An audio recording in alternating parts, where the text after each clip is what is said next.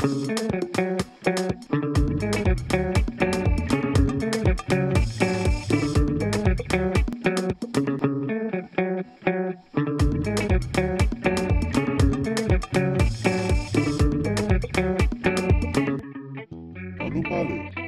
everyone, welcome back to Palé, a show that is dedicated to educate, uplift, and connect to all minorities through the Haitian diaspora's point of view. And today we have another guest, and his name is Daniel Tillias. Daniel is actually a special breed, and it's someone that, you know, he really doesn't need an introduction. He has to say it for himself. I'm going to switch it over to him. Daniel lives currently in Haiti right now, and the work that he's doing down there is just fantastic. I'm going to pass it on over to Daniel right now to kind of explain to us the work that he's doing down there in Haiti and who he is. Daniel, welcome to Palé. Can you give us a little bit about what you're doing down there on the ground and just who you are, please? Because I think it's just fascinating, and all the young people and all the Haitians in America on this side should really know about you and what you're doing. Thank you so much, Richardson, for inviting me to be a guest at Palé. Palé is so far my best gift for the year, because I really wanted to have this opportunity to tell people about the work that I do, mostly focused on youth development. But I like to say that it's really about keep hope alive for Haiti. I'm still living in Haiti. I've always been living in Haiti. And my entire work is focused on the community that everyone, if not visiting or if not seen in TV, at least has heard about. This is Cité Soleil, the city of the sun, because it can be really hot sometimes, not the hot of temperature, but really hot in terms of violence and so on. As I grew up in this area long time ago, I can't believe this year is now like my 43rd anniversary, but yes, like a long time ago, I grew up there and have experienced all the needs that are there. And after a little bit of education that I could gather, I went back and I was like, you know what? I need to do my best so I can contribute to a little bit of hope for many thousands of children who are still living there, desperate, looking for ways like to make a difference for their lives, but looking for ways like to make a difference for their communities. Mm-hmm. So right now, I am very involved with Sakala as a community center for peaceful alternatives. And this is the community center that helped me deserve different prizes and awards all over the world, in Europe, like in the US, in Canada, everywhere, because they heard of this and they feel this need to be known. And that's what I'm very grateful, Richardson, that you're inviting me to this platform, because I can reach out like to many friends and fellow diaspora brothers who can understand what this work is about, which is find a way to keep hope alive for this nation, which is so far all that they have left. Yeah. So that's me doing this and working on like doing more, because there's still a need to do more in this country. You know what? I love that you say that, because when I visit Haiti and I talk to a lot of my cousins and you just family members, the number one thing for them is hope. They're like, there's no hope in this country. And I think that it's great work that you're bringing hope to a place like Cité Soleil, which is hopeless for some people. But I kind of feel like a lot of art and a lot of movement come out of Cité Soleil, out of the youth, you know, because they've had to use their imagination so much, as far as like, you know, dances and songs and such, or rhythms. I find there's a lot of that going on. There's a lot of art in Cité Soleil. Are you experiencing the same thing? And can you, you know, give us a bit more understanding on that? Yes, Cité Soleil has like so much in terms of skills, in terms of opportunity for the youth, but unfortunately it's not exploited enough, and people know the place just for the violence, just for the like gangs activities, I could quote it this way. But I just finished a special program where I helped train 250 youths and art skills. And the art skills that we're talking about was what we call in Haiti art de récupération, or mostly like in English, junk art, where we use the trash, the junk that comes like to our community through the big canal, and we repurpose them so we can first give these youths a chance like to put the creativity at work, but also to showcase that we can turn a big threat, a big danger into something that is a new opportunity. The art that I see there is just amazing.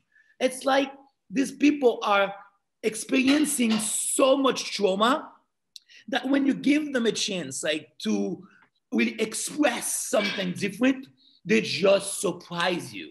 And I need like to send you a few pictures of the different artwork that could come out like from this program, and you'll be so amazed like, to see what is available there that we need like to encourage, so it could contribute again to the hope that we're talking about. This hope that when you come visit, people are telling you that it's gone, but I still see it. I see it through art. I see it like through a sense of commitment. I see it like every time that you give the youths in this neighborhood the right opportunity to really showcase that they have power, that they have skills, that they have talents. Yeah. What other opportunities through your organization and through your efforts that you're providing for all these youths or people in Cité Soleil, besides the art? Sakala is really about youth development. That's what we do.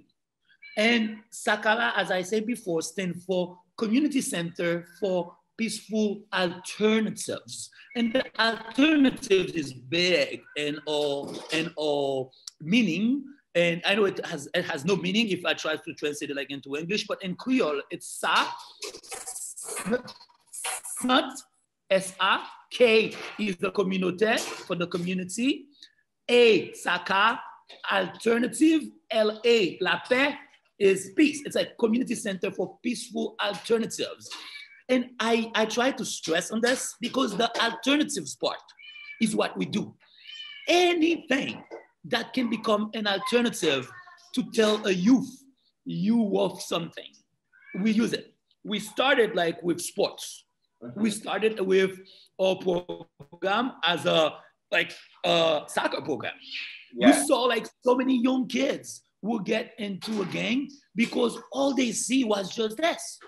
But anytime that there was a game playing between Real Madrid or Barcelona, you see them focus on something because they feel like, you know what, if I had the right opportunity, I could be a Messi, I could be a Ronaldo. Yeah. And that's what we use. We use the sport as an alternative.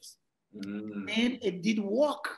It did work. Over the past 14 years, I've seen some talented kids coming out from a program and becoming like really national athletes. Can you give us an example? Yes, we have like Mata, who's playing right now for the national soccer team, the Haiti soccer team. The first time that she shoot a ball was in a center.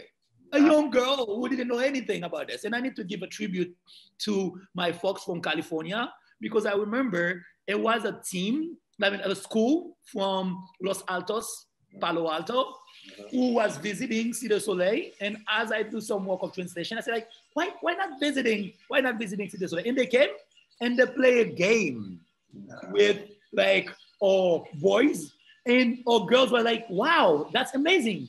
Look at this. The team had boys and girls playing. And the girls were like, why can't we play too? We're like, okay, we need to manage this because our boys were playing bare feet. So that's quite easy. Sports was really the foundation of our work because we could see that's one place that at least no one can miss to see the opportunity that is in this place, in Cité Soleil, to say that, you know what, this kid has talent. Because unfortunately, we have this neighborhood where people think, you know, these kids are just good for gangs. That's all that they're good for. And we're like, you know what? No, that's not true. And we started like with sports, and then we moved like to education, find ways like to empower kids who are straight A in the neighborhood, but we just don't have the right opportunity to do more. You can be like the best with A kids, but when you can go to school because there's violence in the neighborhood, you miss your chance. Yeah. When you don't have the books, when you don't have like the school supplies, or when your mom can't even send you to school, you can be a straight A, but you won't do much. So we really start with soccer, and then we move to many sports. We became like a champion in ping pong. We have our baseball, a team right now, because a pastor from LA, I hope that we can reach out to him. He's from the Oasis Church in LA. He once saw the work that we were doing. He was passionate about baseball, and I was passionate about baseball, but we didn't have like the money like to start a team with all the equipment that it takes. And he was like, let's do it. And he visited with like someone from, I think it's Oakland, OS. Oakland. Like, oh, that's bad. I don't remember the name of this athlete. He used to be a pitcher. That's bad that I don't remember his name. I think it's Barrio. Anyway, but it's like he came, we started a team, and you should be so surprised to see that we had kids who catch baseball in minutes. I'm not talking about hours, in minutes. They catch baseball. So like, you know what? Let's move to something else. We moved like to American football. We did the same thing. And we're very fortunate because we had like a friend from an organization connecting us with someone from the Seahawks. I don't know if you know the Seahawks. Yeah. And we even had them like coming to a place to train the boys, and they could find guys who were already doing good, just being exposed to a new game. So from this, it's like we did well with sports, and then we moved to what they call like board games. Mm-hmm. We moved like to chess, we moved like to dominoes, we moved like to Scrabble, and now we have one of a young girl who was initiated like to chess just 1 year ago. And he's already like a national champion. Oh, wow. She was supposed to go in Russia, but we all know that COVID-19 didn't allow these things to happen. But it's to tell you about like all that we use as alternatives. Sports is one. I now like have a connection with someone who will try like to start like a music class. Nice. It's like I have like someone who is coming like to help like with photography. And we're still doing like the Straight A Excellence program, and we are partnered with a group in South Carolina, Build and Bridge, which is a group of the diaspora, which is trying like to find ways to connect. And our best connection right now is, you know what? One thing that we really need to do as an alternative, like in this community, is creating jobs, and that's what we're doing right now as the most important thing. And I like it so much because it's trying to do this through the spirit of Kombit.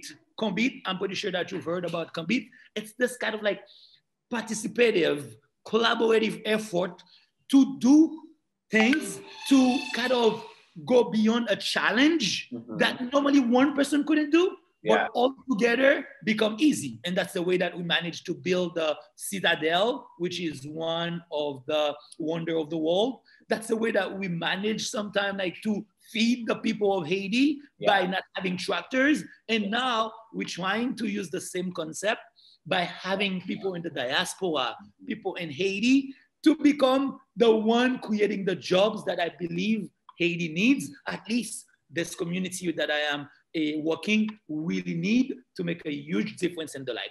These are few of the alternatives that we're using, and I'm pretty sure that we're very open to more, because anything that can make a difference to remind a youth that you're worth more than what even your parent is telling you worth, we'll use it. If it's sports, yes, welcome. If it's education, yes. If it's music, yes. If it's photography, yes. Anything that can promote the spirit, we're like, let's go. So that's why I'm so excited about like all these alternatives that like maybe you'll find like someone in the program after watching the show will say, you know what about if you're using this? And we'll be you're the most welcome to use it and try So it. Yeah, so that's what Sakala is about. And but I have another question to ask you also about Sakala. Talking about alternatives, right? So if we're talking about alternatives, a lot of times people, you know, when they talk about Cité Soleil, they talk about housing. Caillou fait à toi, a tol, Anything, yes. or trees, or just cardboard box. That's what people are saying, right? So now, have you looked into, or how can we help into changing the way people live down there, and really changing those houses and making them stand? When there's like a flood, or it rains a lot, that it doesn't like wash away. Are we seeing an improvement in that, or how can we help improve that? I think it's a great question, Richardson. And over the time, our work was about kind of like changing the narrative about Cité Soleil, so people don't see it as just hell and avoid it. Now I think we kind of walk over this. People start seeing the opportunity. They start seeing smile in the face of children, and they feel that it's just a place like any other place. So over time, what we understood is the real difference that will be made will be through jobs. I don't think the actual government will have the means or the capacity to build houses for the 100,000 of people living there. It's just too much. But if we can empower the people through jobs, I think it's possible. And that's where we find a legitimacy on this new concept of concrète, a Kombit pour créer travail, a real collaborative effort to help create jobs. It can start as a part-time jobs, and then we can move from there. And I believe very little that people in the diaspora can contribute to help start small businesses that can be launched in the context of creating jobs, will give a youth in this neighborhood or in all over Haiti the opportunity to choose from the scale. Am I going in a gang, or am I just going to work? And most of the time, people will go to work. So I would say what you can really do is help really emphasize and stress on this effort to create jobs so the people could take care of themselves. Okay, but how do we create these jobs? Or how can we help create these jobs? Or how are you creating these jobs? Outside of the government, how do you do it? That's good that you're going there, because I'm so fascinated about talking about this, because it's a new pilot that we started, because that's true that we were trying with football, soccer, everything, and we could see that it's working, but we would feel that it's something missing. So what we decided that we'll do, we started this program in Cité Soleil, where we can really hire a youth to get his or her first job. And how we do it, we have some small businesses in Cité Soleil, mostly focused in the area of waste management. We mentioned the idea of the artwork, the junk art, to repurpose, to recycle junk into art. And someone with no skills can come, and they find a coach who help them to give a purpose to their life by getting their hands dirty to do something, but at the same time, by being busy at doing something positive. And the way that we do it is through a structure of businesses that have the only purpose, which is empower youth to have the jobs so they can take care of themselves. And I can tell you, I've seen through this platform that kids who were already engaged in gangs or armed group drop their guns and come for the one-day job that they can do. Wow. And sometimes it's just a one-day job where they plant trees. Because we have at Sakala the largest nursery of the area. They come, and that's simple. You just help them understand how to fill up a sack with dirt, how to put a seed on the dirt, and that's it. Some will come, and all they will do is turning a compost pile. Some will come, and all they can do is get a bicycle with a trailer cart and they go get trash in the street to bring to the site. And these are different busy, easy tasks that they come and they do. All that it requires, it's the funding. And I've tried like with some like foreign organization, NGO type and so on.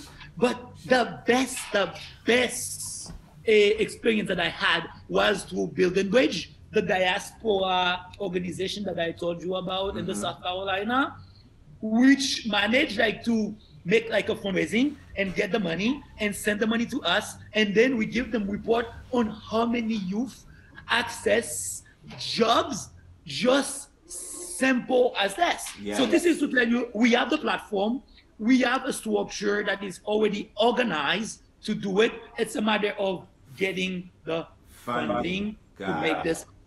Okay, so then, yes, so then I'm glad you're doing the show and hopefully more people can see this and really start, you know, we start to get together and helping you get this, you know, going. Now, my other question is, there's a trash problem in Haiti, and specifically Cité Soleil, well, all of Haiti, but Cité Soleil particularly, and waste management. And, you know, a lot of times they try to show you in the news, you know, just like, you know, that river full of styrofoam cups, you know, or just those kids running in that muddy, dirty looking river. And, you know, it is not the best, you know, scenery to see, you know, it's not the best visuals. How are we combating that in Cité Soleil, and how can that really move on to the rest of Haiti so we can start taking care of this trash and waste problem? I like to say that that's why I like the approach of tackling waste management, because I like this word décabès. Décabès is in domino for people who play domino. When you can win in two sides, we call this like décabès. And that's the opportunity with the trash, because I see the trash as the really bad scenery that help people to have like a very bad image of Haiti. Yeah. And at the same time, a bad scenery that give people a sense of desperation. Like, you know what, my country is dirty. Oh, my country is so ugly. I can't do much. So that's why we're trying to tackle waste, because at the same time that we're trying to get like this waste like to be managed, we're creating the jobs. Yeah. And we're creating the jobs through the people who are unemployed, who can get involved in the gangs and all the other problems, because they only see trash, they think they trash, and they go from this. So really the way that we approach it is get the people who are kind of like victims of the situation, who suffer from the situation, to fix it. That's clear that they won't be able to fix it with their own money, and we cannot ask them to fix it like for free, because most of the trash coming to Cité Soleil is not from Cité Soleil. No, it's up, down. Because Cité Soleil is downstream, they just come down from Pétionville. We don't want to blame anyone. And even many of the trash coming to Haiti are not Haiti trash. We know all the Pepe story. We know all these mattresses that people don't want to use anymore there that ended like in Haiti. We know all this junk food. We know all these things. So the concept of waste management to me is crucial to make a huge difference in Haiti, because it will change the scenery, but it also will create the jobs that will help people in Haiti to get the pride, but also people in the US to know, you know what, I contribute to make my country a better place, and a spirit of Kombit and a spirit of collaborative effort. Oh, wow. That's really, really, really, really, really great. Okay, so we need to start paying more attention to Cité Soleil, because basically it sounds to me what you're saying, there's a lot of hungry youth there wanting to do something. And that spirit is sometimes forgotten in Haiti, and we can't forget about them. Just because they don't have the means, that doesn't mean they don't have the spirit or the drive to. So then we need to just keep supporting, and like organization like Sakala, which you are doing amazing stuff down there. We really need to be shedding more light on Sakala and supporting Sakala a lot more, so that we can really get all these youth that have no hope to have hope. especially in the city of the sun. You know what I mean? The sun is so powerful, so giving. You know, it can be, you know, brutal too, but the energy that you get from it, you know, to wake up and be like, yes, I'm alive and I can do these things. That's probably what they feel waking up in Cité Soleil, but then the means, you know, they don't have the means to go about doing what they want to do. Now, my question that I wanted to ask you was, have you thought about an alternative for the trash?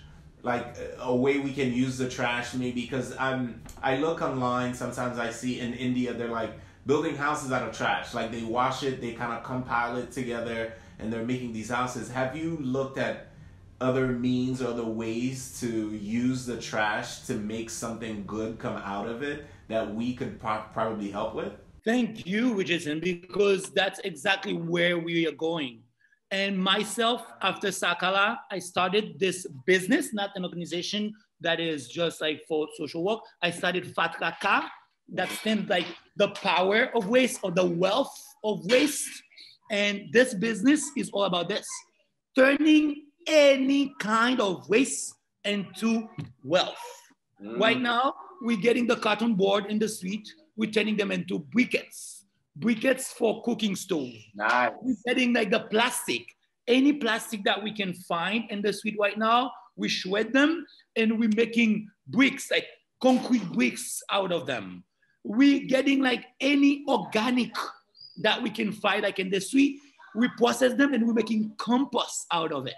Any little metal that we can get, like any little kind of like tool, any little junk that is more metal that we can find like in a pile, what we do with it, we do art with it. I need to send you some pictures of all our realization with the trash that we collect, but that's what Fatkaka is about.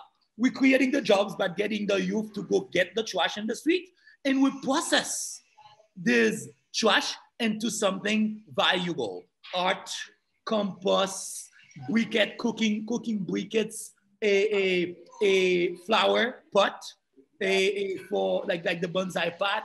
We doing like the bricks, like the concrete, the paving bricks. We doing anything that we can with trash. Not only because we think like it's a good thing like to repurpose trash, but also it's to tell people that this place, which is all about trash, can make a difference. And if Cité Soleil can do it, let it kind of like spread everywhere. Let it go in everywhere in the country so people can see if Cité Soleil can do it, everyone can do it. And we like to say, Cité Soleil has been like stereotyped for so long as the place where nothing happened. And I like to say, whenever that we can start making a big difference there, the new beginning for Haiti will happen just right there. And this is through people like you who shine a light on the effort that we're doing through Nous Palé. So people will say like, oh, so it's not totally desperate. There's hope.